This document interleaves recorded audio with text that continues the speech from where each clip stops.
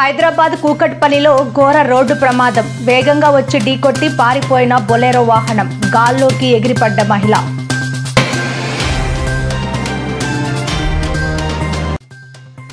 సింగయ్య మృతి కేసులో జగన్ను A2గా నిర్ధారణ. నేడు వైసీపీ ఆఫీసులో నోటీసులు అందించిన పోలీసులు.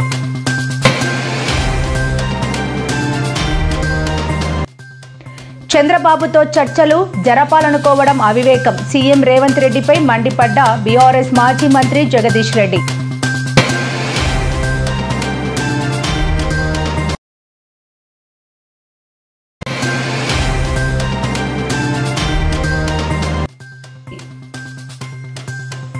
ప్రభుత్వం ఎప్పుడు చెప్పేవి గొప్పలు, చేసేవి అప్పులు అంటూ కూటమి ప్రభుత్వంపై మండిపడ్డ మాజీ మంత్రి పేర్ని నాని.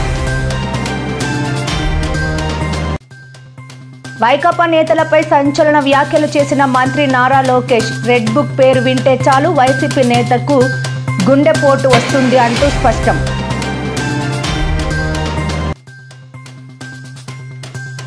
పవన్ పై కించపరిచే పోస్టులు పెట్టిన 3 వ్యక్తులను అరెస్ట్ చేసిన పిఠాపురం పోలీసులు.